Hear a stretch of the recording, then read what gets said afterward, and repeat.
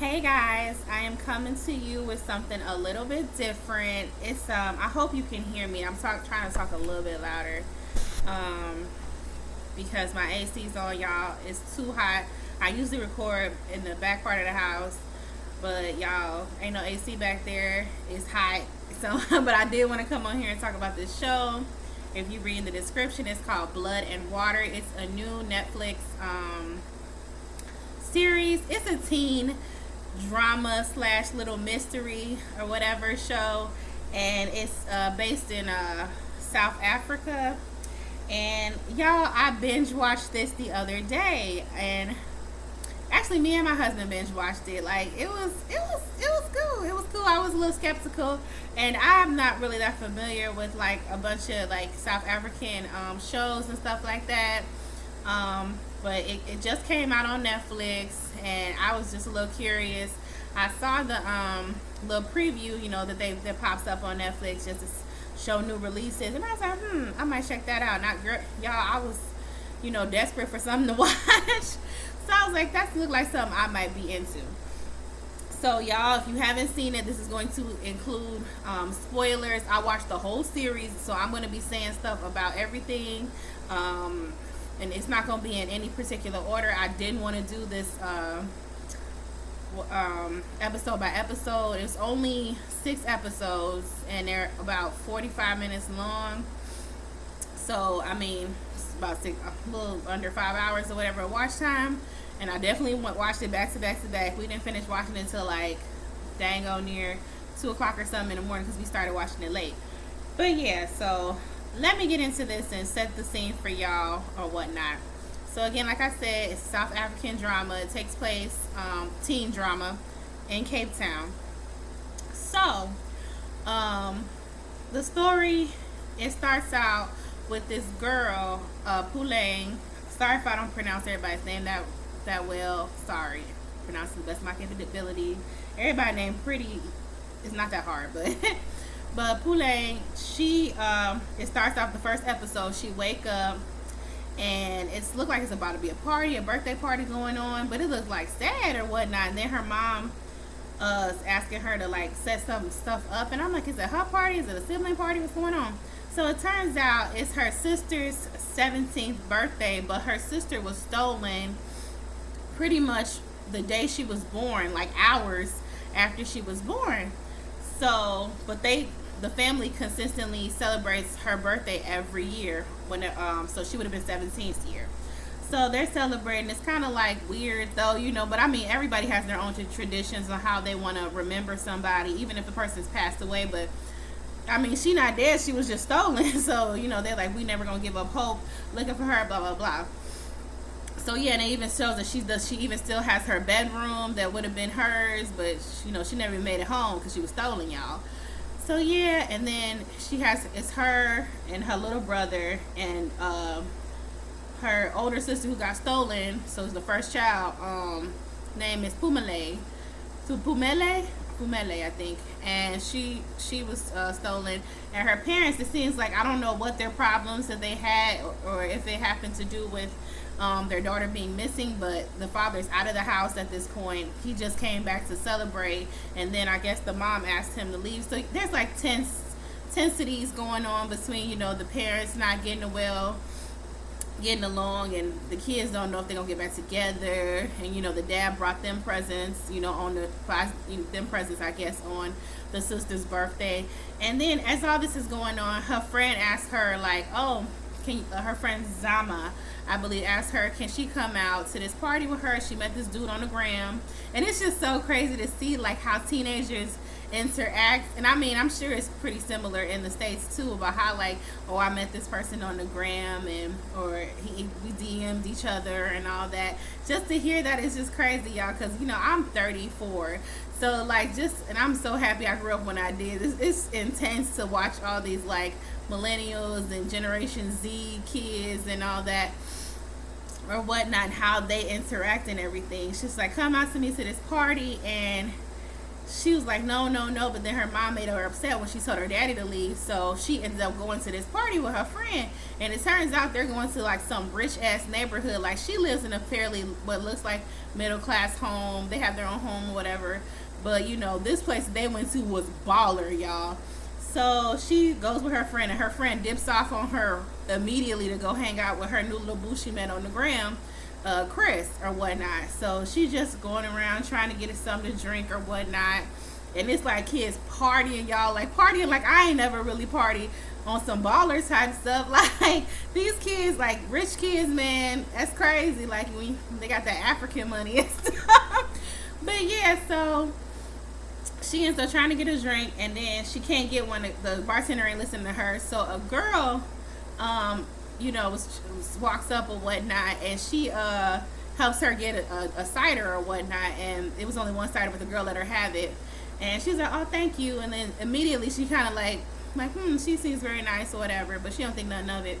Then she sees some other dude taking pictures and whatnot, a photographer, and she like, oh, he ends up mentioning to her like, oh, you kind of look like Fakile. And he was like, who? She was like, who? He's like, this girl, like around the eyes, you kind of look like her. So y'all, I'm already thinking like, so what, this gonna be her sister? Like, I was like, the whole premise of this is so like, it was so weird to me. But the show actually ends up being, it kept me interested through all this. I watched the whole thing. So I'm like, what's this gonna be her sister? And I'm like, how she get stolen or whatnot? So then she didn't think too much of it either. But then she go look for her friend, and her friend over there getting down with this boy, face deep up in her thing. And then she's like, oh, sorry. Her friend's like, oh, sorry, friend, I come find you when I'm done. I'm like, okay, girl, get yours. But I'm like, y'all is teenagers doing all this type of freak stuff? Like, oh my goodness, like y'all is bad. I mean, I did my little stuff back then, you know, when I was a teenager, but these kids is wild. Okay, they is wild. And then she bump into one dude, like pretty much she meets everybody who's going to be, who the heck? I don't know who ringing my doorbell, y'all, but I ain't expecting nobody. So I'm not about to answer the door. My husband is not home. Let me check my phone. Sorry, y'all. He is not home. I am so sorry, but I cannot even pause this.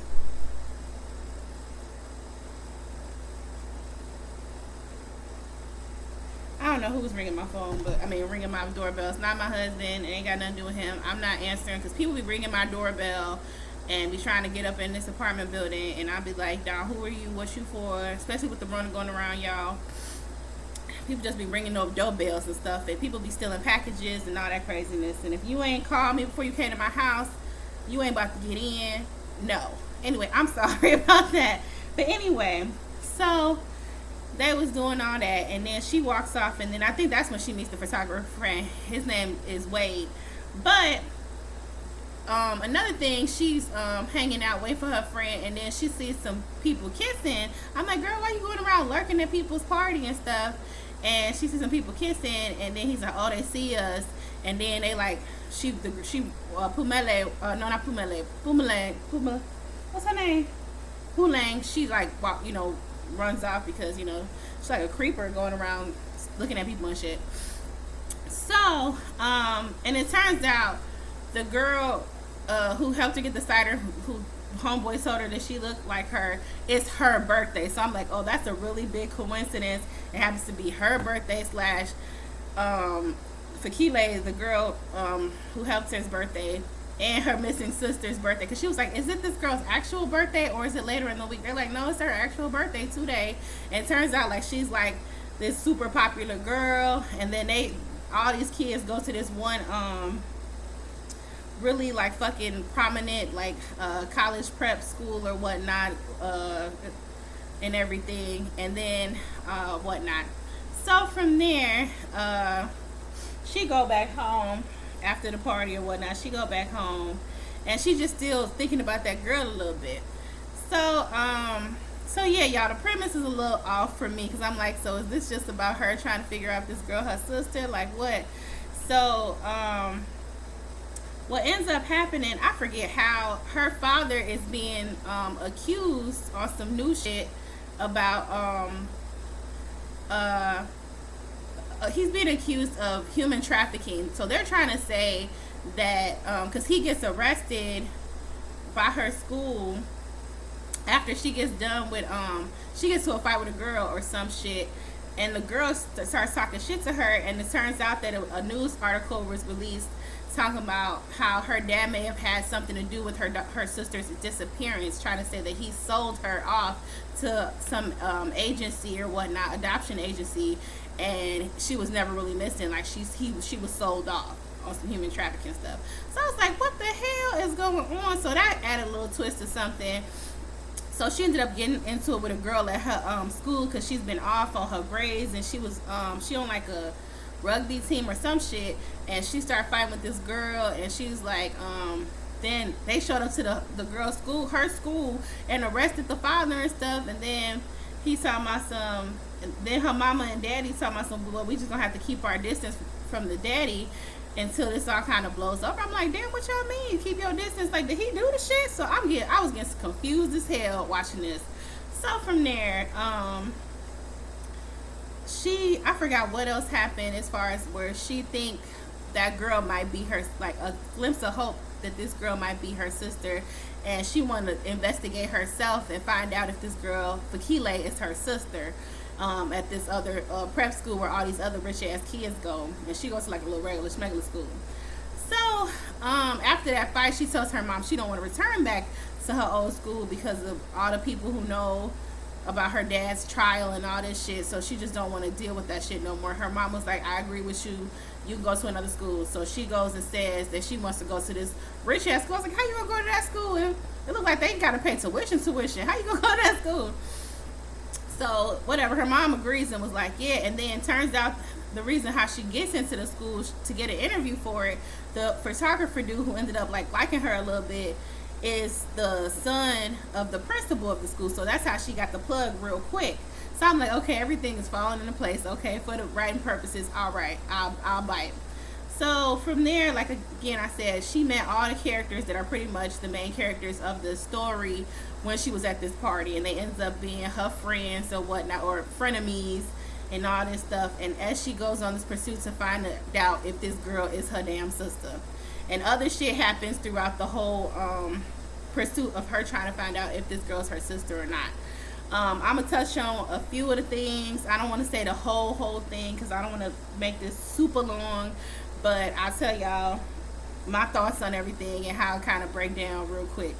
So she gets into the school, and the principal like, you can't, she decides to use her mother's maiden name instead of her father's name because it's all over the news about her dad being some type of child thief and shit, so, or human trafficker and all that. So she just don't want to carry that burden with her because that's why she, got into the fight at school anyway.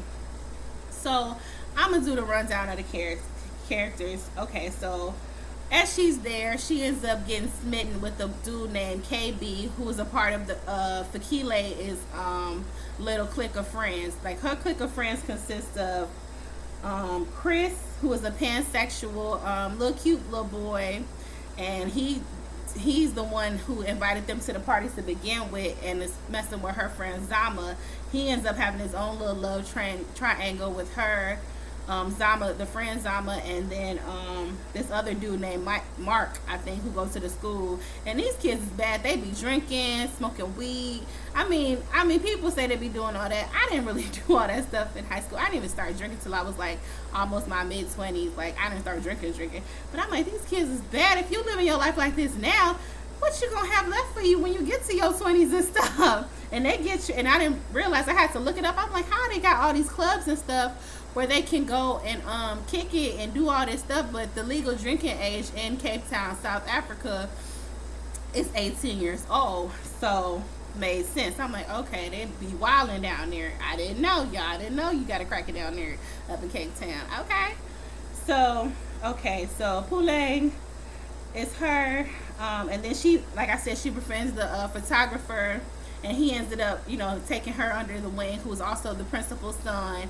And he has a little thing for her, but she really sees him as a friend because she kind of interested in this other dude named KB, who's actually an ex of Fakile and all that.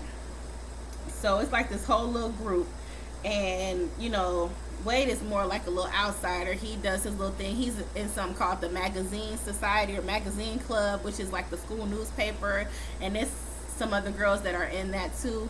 One girl named Wendy, she's the editor, and another girl named Tahiri, who actually likes Wade, but he don't really see her. He all trying to get up with Palang and stuff. So, and Wendy is just crazy. She's just one of those people. She just do too much. She's one of Wendy fits her well because she got a little touch of Wendy Williams in her with the tabloids and wanting to expose and do all this other stuff and everything. But when somebody want to come at her about her shit, she on some other shit.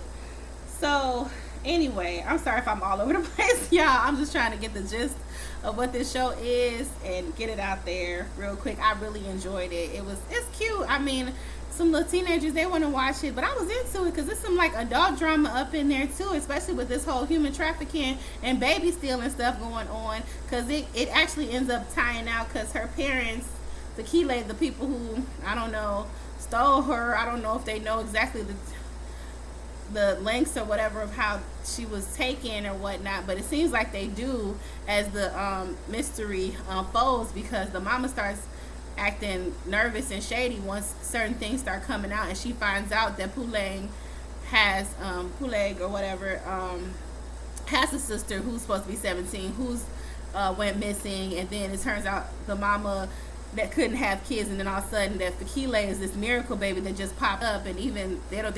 Then it was some shit with they don't even know where she was born. Like she don't even because Pulag was doing all this investigating the whole time while she's at this school, and Wade is helping her and shit.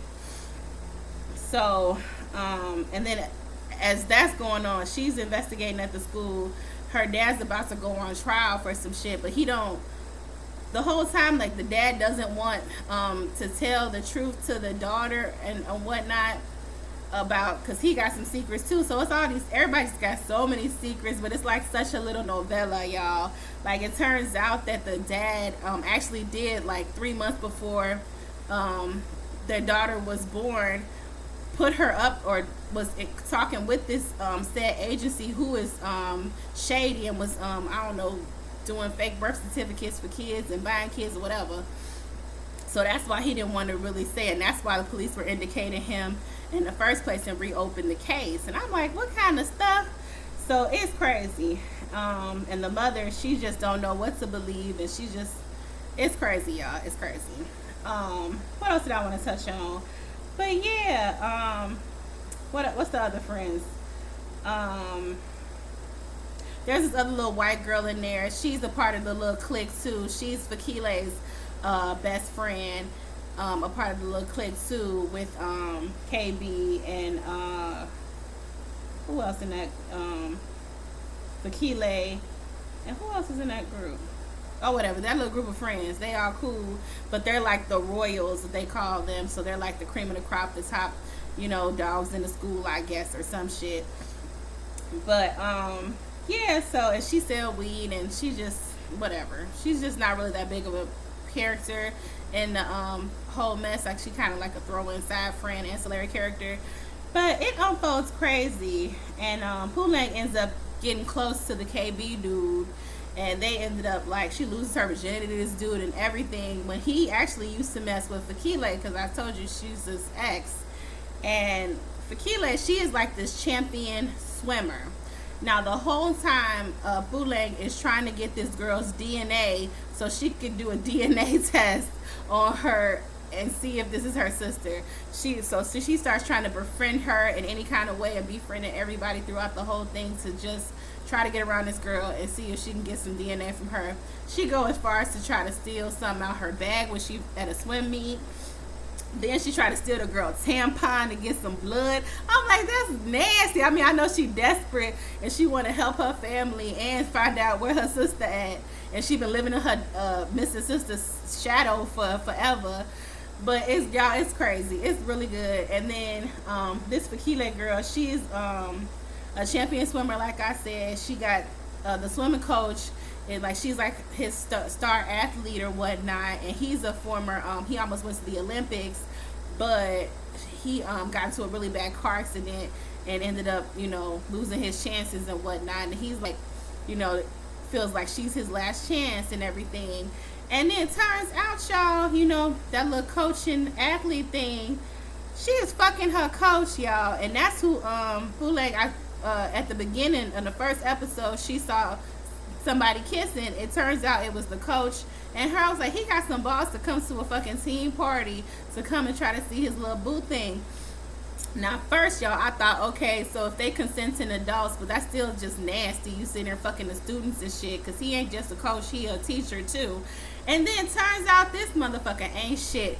This man, grown man, I don't know how old he is, grown-ass man, not only is he the teacher or whatever of this girl, little star athlete, this man is married, and he got a baby on the fucking way. I'm like, oh, hell no. Now, for Keela, know he married or whatnot. I'm like, okay, so little bitch, you ain't innocent, because she tried to act like she's so soft-spoken and so sweet. Everybody loved her, and people were trying to tell her, like, the little underdogs in the story, trying to tell her, like, that girl ain't who you think she is. She ain't as sweet as you think. And it was just so much stuff going on, y'all. And she is fucking this man, and it's just horrible. And then as all the stuff unfolds over the weeks that she's in the school, the girl first, she befriends Fakile, and Pulang starts being friends. Then it starts seems like she's shady, because when she joins the magazine society, she's picked to write an article on her as an athlete.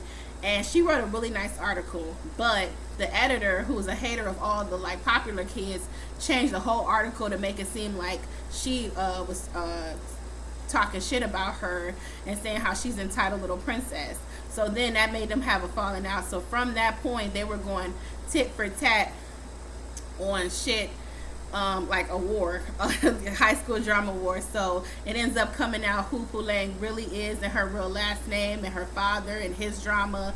That comes out at school. And it even comes out when Pulang gets so mad, she goes and tells the Wendy girl, fucking the tabloid Wendy girl, that Fakile is fucking the coach. So the Wendy girl goes and tells the fucking principal about this shit. So then there's an investigation, and then he gets fired. First he denies, gets fired or whatnot, or does his resignation and whatnot. And at first that was supposed to be the end of that, but then he breaks things off with Fakile, and she wasn't having that. I'm like, yeah, that little bitch, you don't just break up with no little teenage girl. Y'all been fucking and stuff, like, you better watch that. So he sat there and broke up with her, and she's like, no, I'm told my parents. So she told her parents, and lordy, all hell broke loose, because then that meant that he had to tell his very pregnant wife what was going on. And when he goes up to the school to go give in his resignation, the wife drives his ass up there, and by the time he come back to the car, wifey is out the car. She walking through the halls of that school looking for Fakile ass, talking about, I'm looking for Fakile. Where she at though? And then she come in and she finally find her in class. She's like, you little cunt, you ruined my marriage.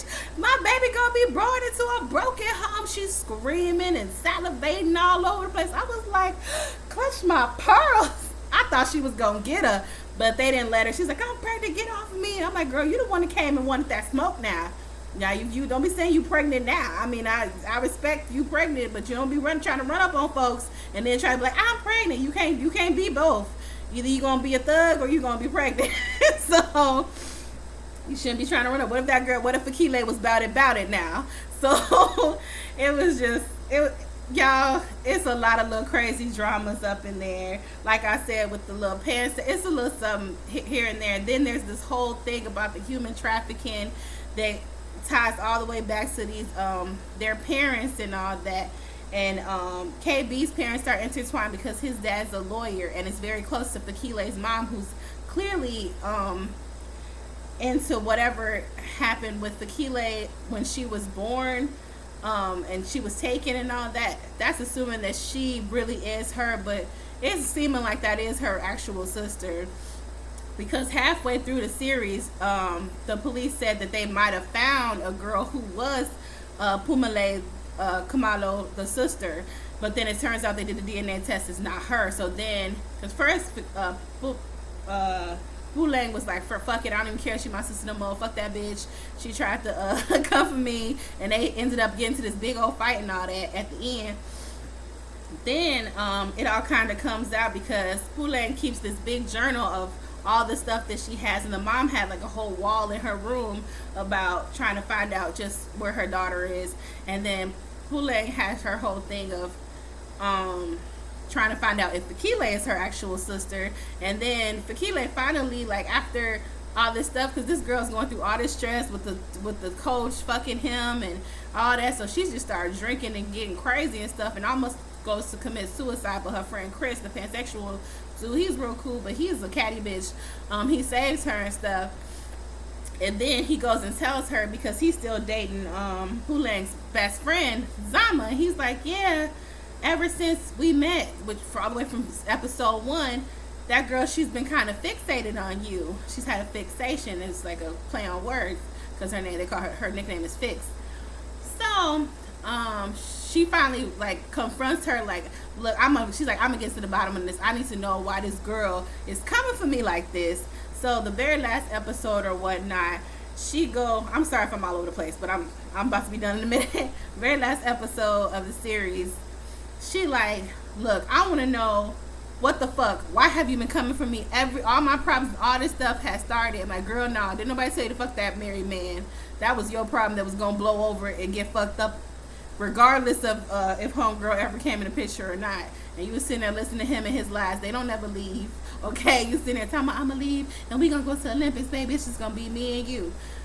Boy, shut the fuck up. But his wife ends up kicking him out and whatnot, and he has like a complex because she make more money than him, and you know, I guess he felt emasculated, but whatever. He knew she made more. Get a better job or something if you gonna be that upset. So yeah, she's like, I want to know why you been coming for me. It's been happening ever since my birthday party.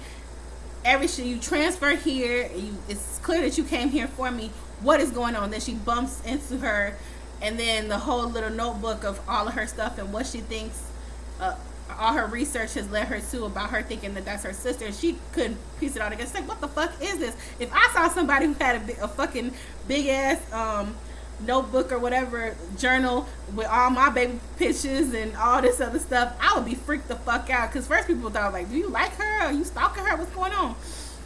But then at the end she was like, 17 years ago my sister was stolen, like a few hours after she was born. Her name was Fumele Kumalo, and I think that you're my sister. I think that she was stolen. I think that you are her. So y'all, that was it. So I don't know where they're gonna go from the next season. It literally just came out, so I don't know if that was the end, if they're gonna do more, how they're gonna do the installments of it, because it's Netflix, so they just gave us all at once.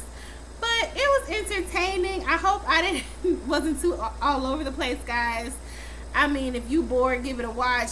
I feel like it's worth it. It's something that you can just turn on. And it's interesting to see like these teenagers and how they live in, like rich teenagers. I mean, we was poor, y'all, so we wasn't having these fancy parties, and we couldn't get liquor like that anyway. We get a little liquor, but I didn't drink like that. But like, you know, it's just crazy to see how social media, because like there was so many things, like how shit could go viral about a school and everything. And like, you know, I didn't have that in high school. Like we had the little Nokia brick phones and shit. Wasn't nothing going viral from something that happened in school. Like even when the pregnant wife came up there, that was all over the fucking everywhere and everything. And an investigation went down about that. Like, it's just different times and different things that schools have to deal with now that technology has come into play. It's just crazy. And I thank heavens I am not in school during that time. That shit, high school was stressful enough. Man, if social media and all that stuff was popping off back then, I would have lost my shit. But anyway, y'all, I'm going to let y'all go. This is getting already long enough. But, I mean, it's only a 30-minute video for me, and I'm talking about a whole series. I'm sure more stuff happened, but these are the things that I wanted to talk about in the show. It's a new show, and it's African and South African. I gave it a chance. I enjoyed it. Yeah, y'all, and if you guys like kind of like African novella type of stuff, this is for you, I guess. But yeah, y'all, check it out. If you do, write comment below and let me know what you thought about it. Oh, it's raining. My bad, I'm random. All right, y'all. I'll talk to y'all later. Hope everybody's well, being safe, staying safe, and all that. Y'all have a good one. Love you, love you, love you. Peace. Bye.